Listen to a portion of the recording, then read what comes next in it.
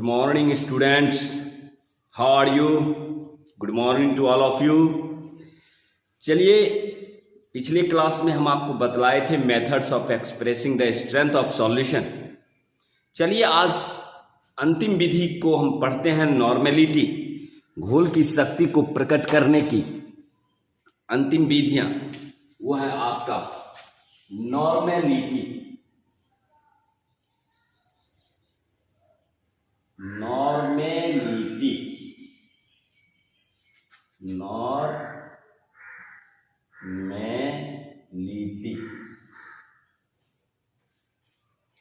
जिसको हम कहते हैं नॉर्मलता।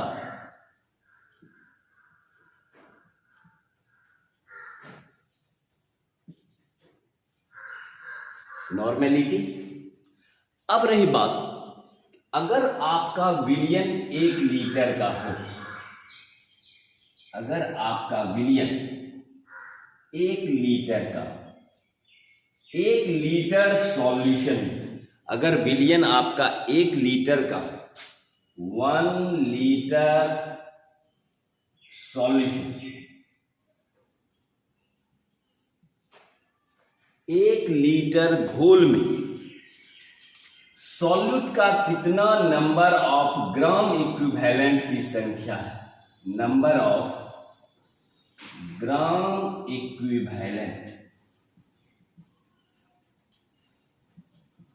ग्राम समतुल्यांक की संख्या, यानी ग्राम समतुल्यांक की संख्या,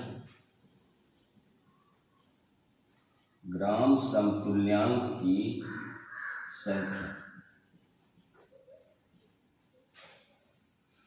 को ही हम नॉर्मेलिटी कहते हैं। तो कहने का मतलब हुआ कि 1 लीटर घोल में उपस्थित घुल के ग्राम समतुल्यांक की संख्या को ही नॉर्मेलिटी कहते हैं, जिसे कैपिटल N द्वारा निरूपित किया जाता है। यहां तक क्लियर? मीन्स 1 लीटर सॉल्यूशन में, और वैसे भी आप जानते हैं कि 1 लीटर बराबर 1000 मिलीलीटर। तो कहने का मतलब है कि 1 लीटर सॉल्यूशन में, विलियन में, सॉल्यूट के कुल ग्राम समतुल्यांक की संख्या को ही नॉर्मेलिटी कहा जाता है, जिसे कैपिटल N द्वारा निरूपित करते हैं।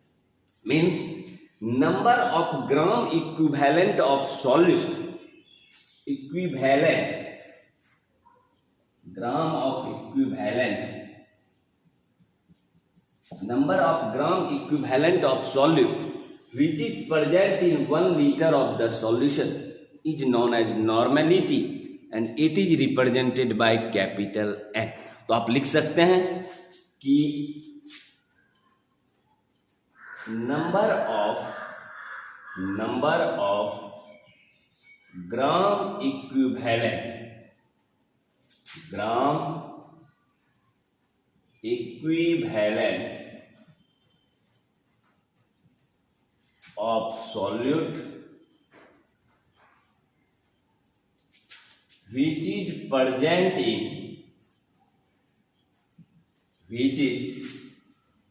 present in 1 liter of the solution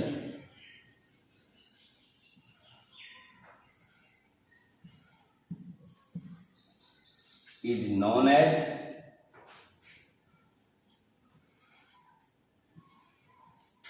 normality।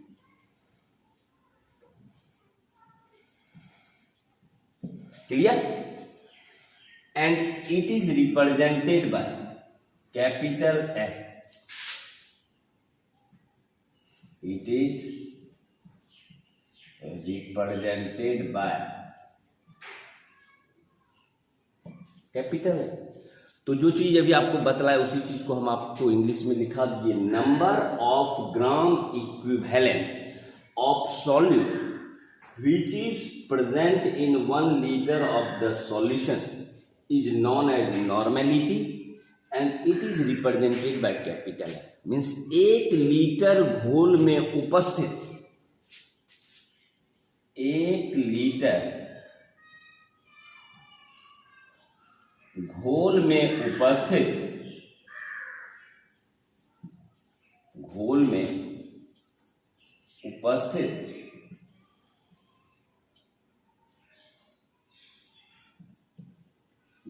के कुल ग्राम समतुल्यांक की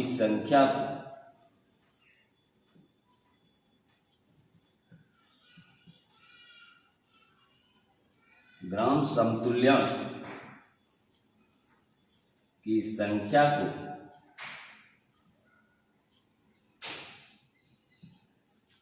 नॉर्मेलिटी कहा जाता है।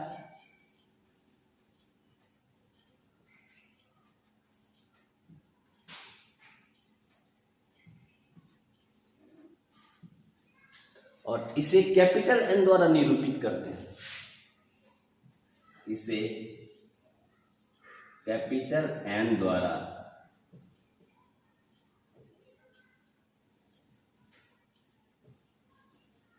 निरूपित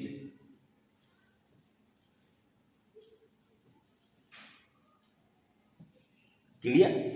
तो कहने का मतलब है कि 1 लीटर घोल में उपस्थित घुल के कुल ग्राम समतुल्यांक की संख्या को नॉर्मेलिटी कहा जाता है। इसे कैपिटल एन द्वारा निरूपित किया जाता है। इतना क्लियर।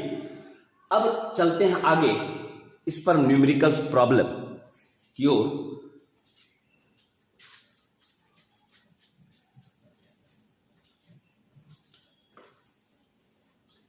मान लिया कि 1 ग्राम घुल मान लिया कि मान लिया कि ये जो है आपका छोटी है, that is the amount of solute, amount of solute का मतलब हुआ घुलने की मात्रा।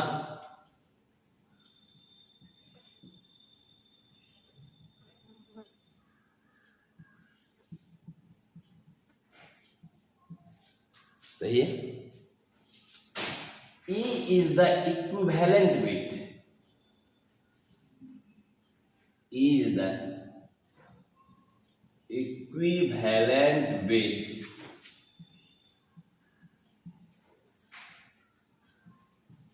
of the solute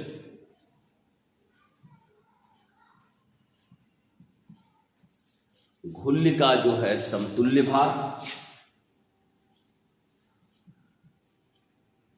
घुल्ल का समतुल्य भार। सही है। और V is the volume of solution in litre, V is the volume of the solution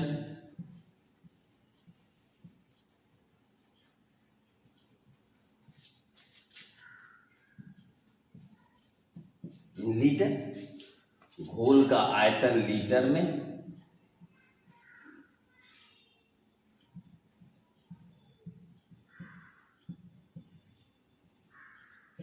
सही है। हम यहां मान रहे हैं क्या, फार्मूला ड्राइव कर रहे हैं नॉर्मेलिटी का। Let A be the amount of solute, A जो है घुल्ली की मात्रा है, E is the capital, E is the equivalent weight of the solute, घुल्ली का समतुल्य भार।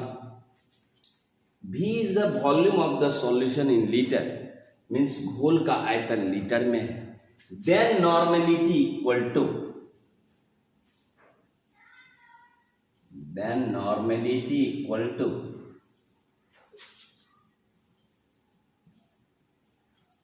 A बटे E गुना V। इस फॉर्मूला से हम किसी भी घोल का नॉर्मेलिटी ज्ञात कर सकते हैं। तो कहने का मतलब हुआ कि नॉर्मेलिटी बराबर हो गया A बटे E इंटू V। ए है आपका अमाउंट ऑफ सॉल्यूट, ई है आपका equivalent weight of the solute, and V is the volume of solution in litre. इस फॉर्मूला से हम नॉर्मेलिटी, किसी भी विलियन का नॉर्मेलिटी ज्ञात कर सकते हैं। चलिए इस पर एक प्रॉब्लम करते हैं, उसके बाद हमको इसको समझ में आएगा।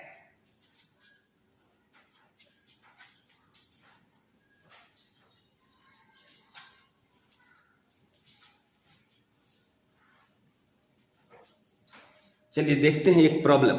उस विलियन की समतुल्य भार की गणना करें। न्यूमेरिकल्स।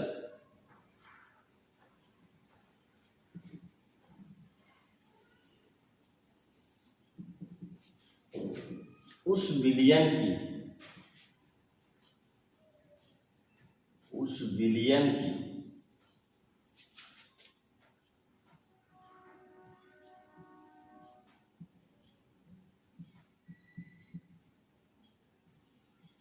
समतुल्य भार की, उस विलियन की समतुल्य भार नहीं, नॉर्मेलिटी की,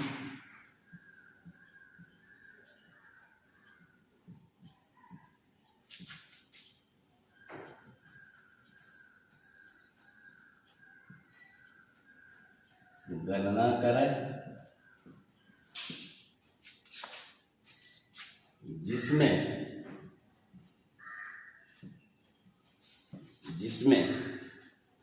31.5 ग्राम 31.5 ग्राम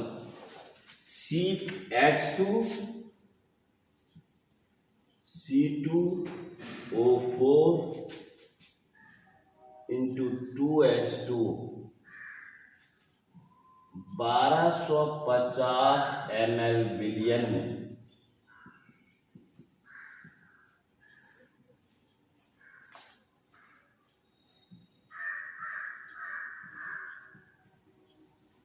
भूला।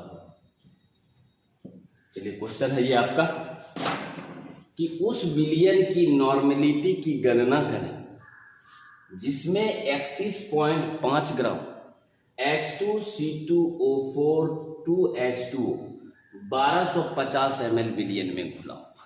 सही है। Calculate the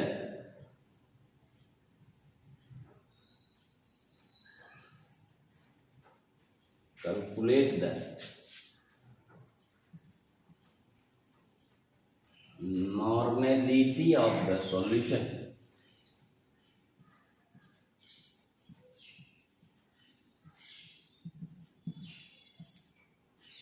in which 31.5 gram H2C2O4 into 2H2O dissolved in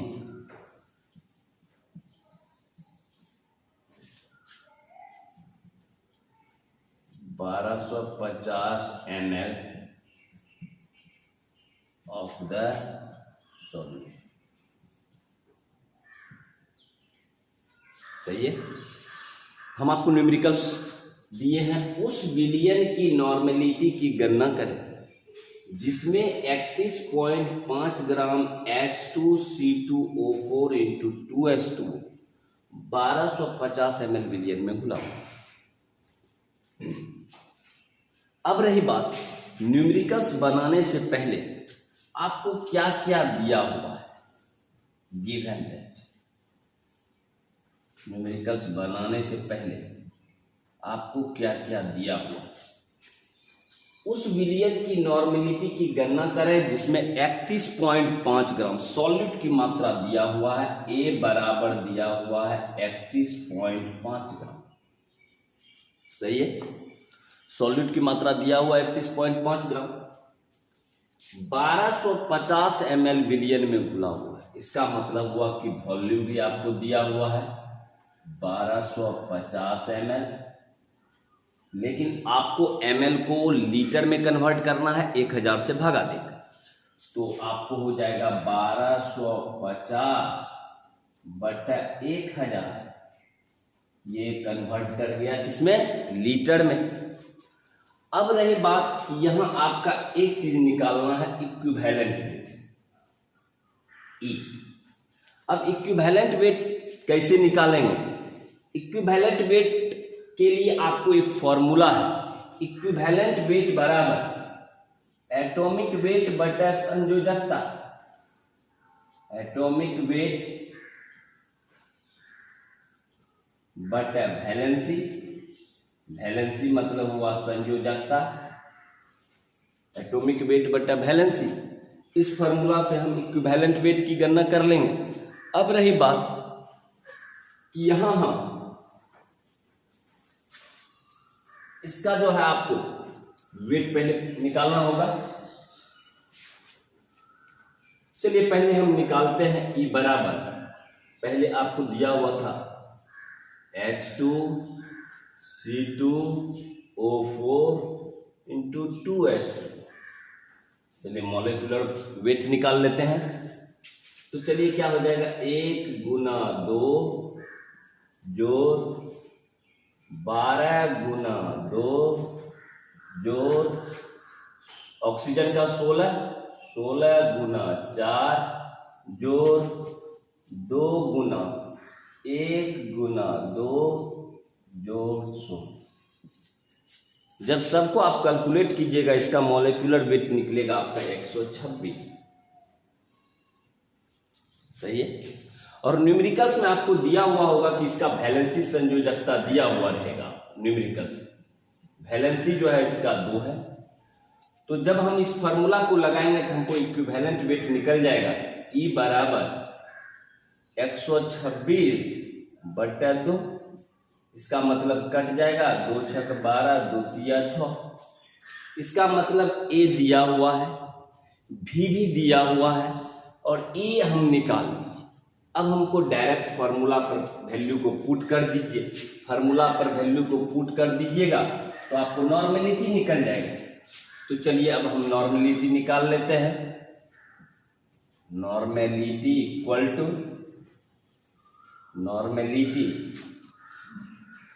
equal to ए बटा ई इंटू भी,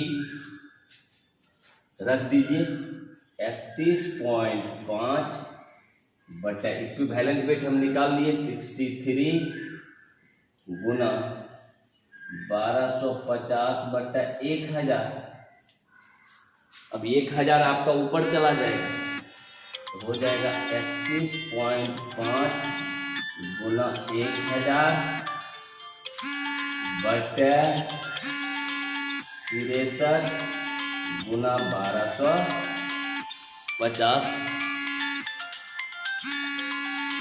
1250। तो आप कटाइएगा तो आपको लमसम आएगा आंसर 0.4 है।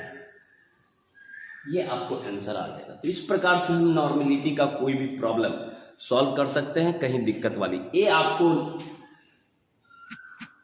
आपका गिवन दैट, देखिए गिवन दैट में क्या क्या दिया हुआ। ई है आपका इक्विवेलेंट वेट, भी आपका वॉल्यूम ऑफ द सॉल्यूशन है। इस तरह से आप निकाल सकते हैं। चलिए आज की मुलाकात यहीं तक। अगला हम नेक्स्ट वीडियो में आपको मिलते हैं। Thank you.